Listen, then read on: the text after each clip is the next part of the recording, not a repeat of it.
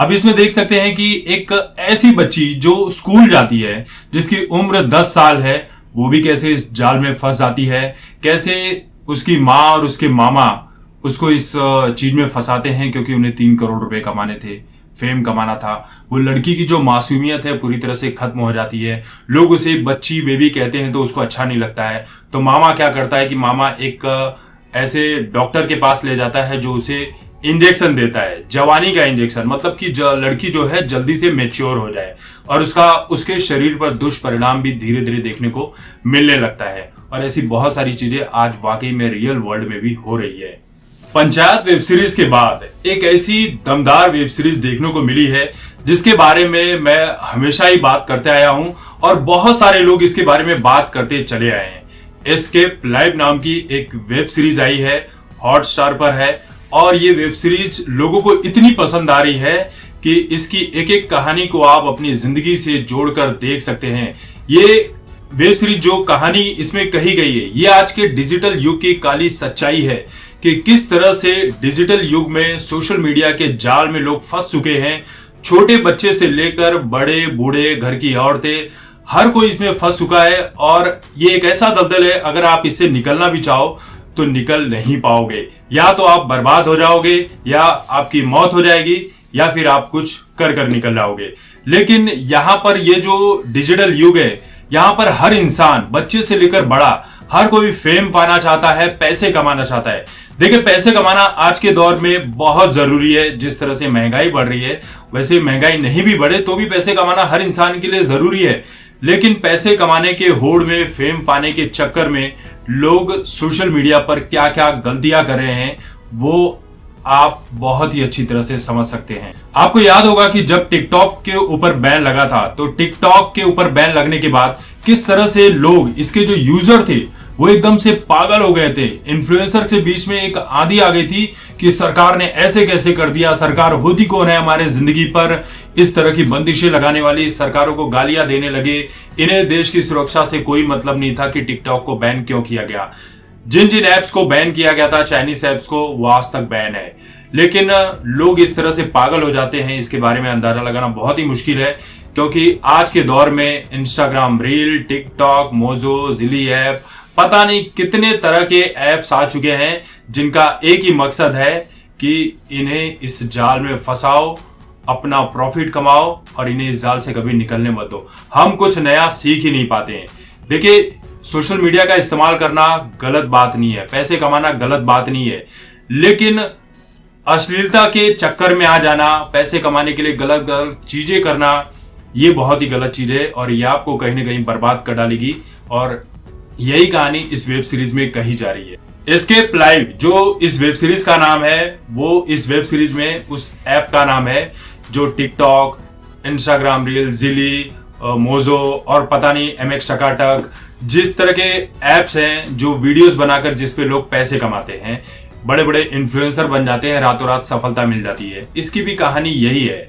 इसमें heart emoji भेजे जाते हैं, फिर डायमंड्स भेजे जाते हैं और हर डायमंड के पीछे कंपनी की भी कमाई होती है और आधी कमाई उस यूजर को भी जाती है जो इन्फ्लुएंसर है।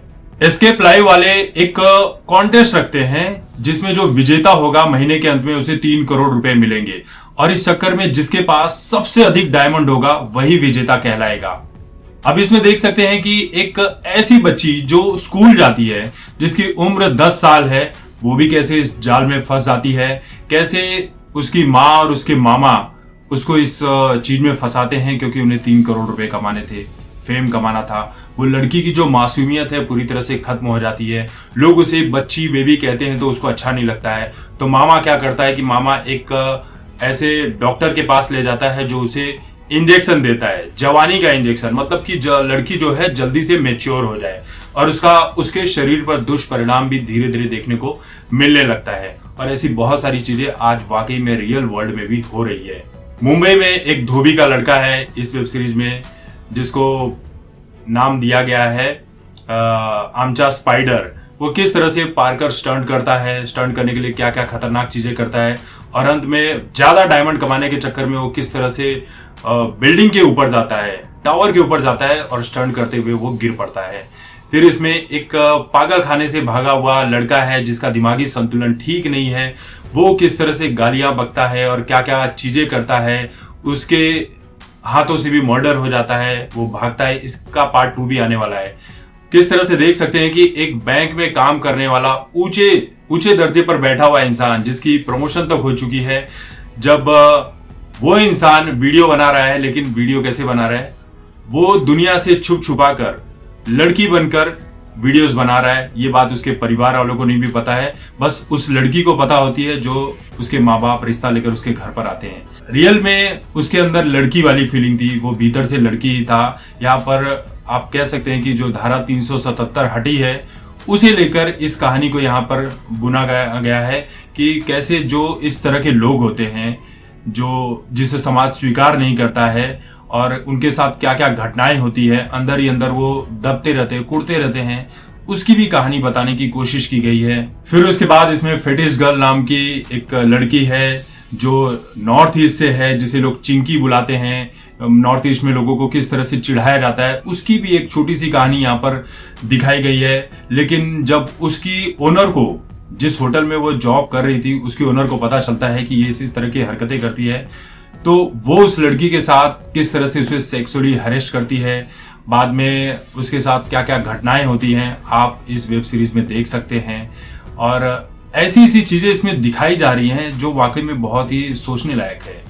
कंपनियां किस तरह से इन्फ्लुएंसर के इमोशन के साथ खेलती हैं, पहले उन्हें बढ़ाती हैं, बहुत ऊंचाइयों तक ले जाती है, फिर उसके बाद उन्हें डाउन कर देती है, क्योंकि ये सब कुछ एक प्रॉपर बाकायदा टीम बैठी होती है, किसे ऊपर लाना है, किसे डाउन करना है, ये सब करती है। कि इनका एक मकसद होता है कि जो गांव देहात के लोग हैं इन्हें ऊपर उठाएंगे तो ये गांव देहात तक जाएगा हमारा ऐप, लोग बोलेंगे अरे अगर ये कर सकती है तो मैं क्यों नहीं कर सकती, मैं क्यों नहीं कर सकता। इस तरह की चीज दिखाने की कोशिश की गई है, लेकिन इसमें क्या क्या झोलझाल होता है, गड़बड़ होती है, वो सब कुछ इसमें आप देख सकते हैं वेब सीरीज में। और आपने रियल वर्ल्ड में भी देखा होगा कि एक इंसान बाकायदा एक रूम सेटअप तैयार करता है, स्क्रिप्ट लिखता है अपनी वीडियोस बनाने के लिए, अच्छे कैमरे का इस्तेमाल करता है, अच्छी एडिटिंग करता है, अच्छे कंटेंट बनाता है, अच्छी बातें करता है, लेकिन उसके वीडियोस को आपने रियल वर्ल्ड में भी देखा होगा कि उसको व्यूज नहीं मिलते, उसको सब्सक्राइबर नहीं मिलते, उसको फॉलोअर्स नहीं मिलते। लेकिन रियलिटी वर्ल्ड में आप बाहर जाकर देखेंगे कि जो गरीब टाइप के लोग हैं, कहीं खेतों में बना रहे हैं, कहीं फटे पुराने कपड़े पहने हैं, तो उन्हें किस तरह से ये ऐप बनाने वाली कंपनियां ऊपर लेकर आती हैं, उनके सब्सक्राइबर बढ़ाती हैं, फॉलोअर्स बढ़ाती हैं। ये रियल वर्ल्ड में भी हो रहा है, हम सभी के साथ हो रहा है, हम सब अपने आसपास हर रोज इन चीजों को होते हुए देखते हैं। आपने देखा होगा कि बाद में क्या होता है, और जब रातों रात सफलता मिलती है तो वो सफलता किस तरह से सर चढ़ के बोलती है, उसका क्या दुष्परिणाम होता है, ये भी आप देख सकते हैं।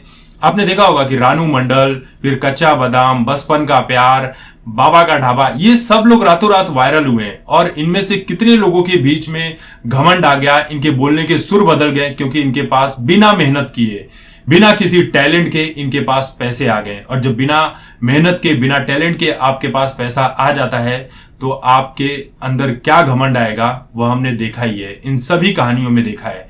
भले ही आप उसके बाद भूल जाएं, और लोग ऐसे ही लोगों को पकड़ते हैं, कंपनियां ऐसे लोगों को पकड़ती हैं, क्योंकि जो ट्रेंडिंग में चलता है, उस ट्रेंडिंग में जो आप वीडियोस बनाओगे उससे पैसे कमाकर आप आगे निकलना चाहते हो, ये बड़ी बड़ी कंपनियां करती हैं।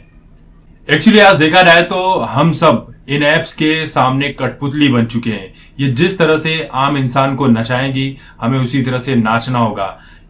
इसके पॉजिटिव और नेगेटिव दोनों ही साइड हैं। पॉजिटिव साइड ये है कि आप एक आम इंसान होते हुए रातों रात सफलता पा सकते हैं, पैसे कमा सकते हैं, आपके घर की गरीबी दूर हो सकती है। लेकिन दूसरी तरफ इसका नेगेटिव रिव्यू ये है कि आपके भीतर घमंड आ जाता है, आप गलत चीजें करने लगते हैं, गलत तरीके से वायरल होने के लिए कुछ भी तरह के वीडियो बनाते हैं। आपने देखा होगा टिकटॉक पे कि कैसे रेप को ग्लोरीफाई किया जाता है, रेप जैसी घटनाओं पर वीडियो बनाया जाता है, उसका मजाक बनाया जाता है, इंडियन आर्मी के ऊपर मजाक बनाया जाता है, कोई आर्मी वाला शहीद हो गया तो उसे लेकर मजाक बनाया जा रहा था, जानवरों के ऊपर अत्याचार करते हुए वीडियो बनाए जा रहे थे। अभी कुछ इन्फ्लुएंसर यूट्यूबर को आपने देखा होगा कि किस तरह से बलून्स में अपने कुत्ते को बांध कर उड़ा रहा था, तो उसके बाद उसके साथ क्या क्या हुआ। लेकिन होता कुछ नहीं है। सबको पता है कि सोशल मीडिया पर ये जितने भी कांड होते हैं कुछ दिनों में शांत हो जाते हैं, और जो लोग कांड करते हैं उनकी आईडी वापस से लौट भी आती है, क्योंकि उनको मैनेज करने वाली भी बड़ी बड़ी कंपनियां होती हैं जो अंदर ही अंदर डील कर लेती।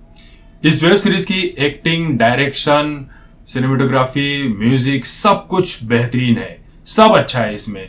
हालांकि कुछ कुछ जगह पर आपको लगेगा कि यार ये बेफिजूल की चीजें हैं, आप उन चीजों को इग्नोर करें तो इस वेब सीरीज को आप 5 में से 4 की रेटिंग तो आराम से दे सकते हैं। इसका पार्ट 2 भी आने वाला है और बहुत सारे सस्पेंस के साथ आखिरी एपिसोड में इसे खत्म किया गया है। तो अगर आपने ये वेब सीरीज देखी है तो इसका कमेंट करके जरूर बताएं। हालांकि मुझे देखने में इस वेब सीरीज को काफी लेट हो गया और मैं सारी वेब सीरीज नहीं देखता, जो गिनी चुनी चीजें हैं उन्हीं को देखता हूं और उन्हीं का रिव्यू भी करने वाला हूं।